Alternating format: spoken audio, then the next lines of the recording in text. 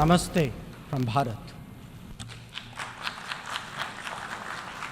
Let me begin by expressing our felicitations to the President of the General Assembly, His Excellency Dennis Francis, and our fullest support to the 78th UNGA's theme of rebuilding trust and reigniting global solidarity.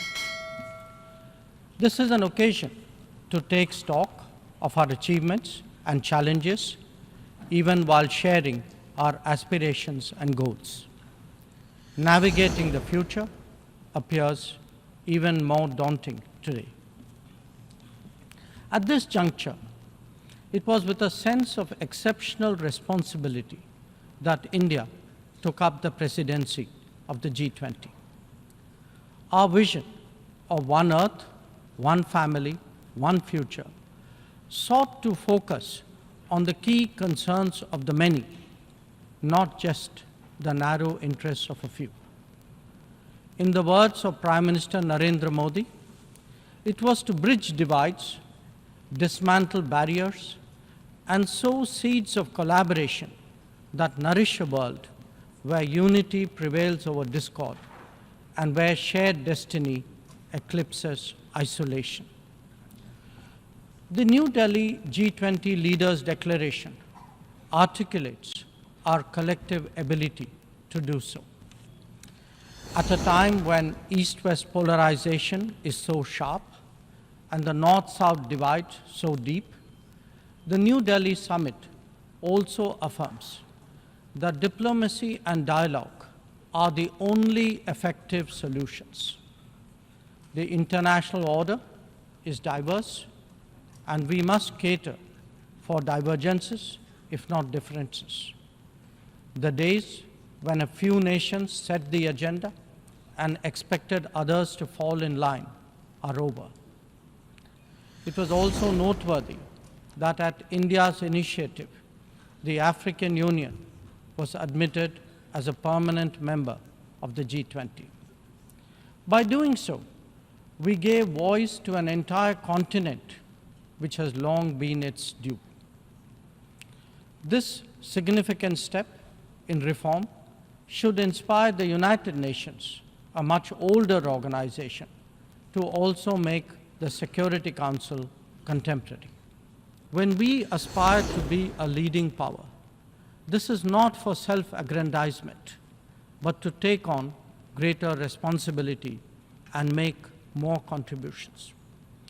The goals we have set for ourselves will make us different from all those whose rise preceded ours. India demonstrated this during the COVID through the Vaccine Maitri initiative. Our endeavors, like the International Solar Alliance and the Coalition for Disaster Resilient Infrastructure, have gathered wide support. Our espousing of the International Year of Millets is enhancing global food security today. We have built development partnerships with 78 nations across geographies. And we have also been first responder in disaster emergency situations. The people of Turkey saw that in February, as did those in Syria. Our commitment is understandably even greater closer home. When Sri Lanka experienced a severe economic crisis, it was India that first stepped forward. But even in distant regions, partners such as the Pacific Islands have appreciated our contributions to meet their needs in health, in technology, and in climate action. Mr. President, the most populous nation and the fifth largest economy in the world knows that its progress makes a real difference to the world. In our deliberations, we often advocate the promotion of a rules-based order. From time to time, respect for the UN Charter is also invoked.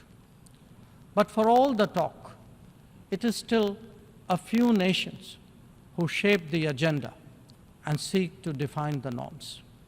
This cannot go on indefinitely, nor will it go unchallenged. A fair, equitable, and democratic order will surely emerge once we all put our minds to it. And for a start, that means ensuring that rule makers do not subjugate rule takers. After all, rules will work only when they apply equally to all.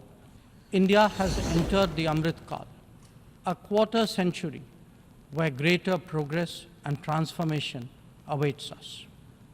We are confident that our talent and creativity, now so visibly unleashed, will power us forward. The world saw a glimpse of what is to come when our Chandrayaan-3 landed on the moon. Today, our message to the world is in digitally enabled governance and delivery, in the widening ambit of amenities and services, in rapidly growing infrastructure, and in our energetic startup culture. It is visible too in vibrant cultural expressions, such as in the arts, yoga,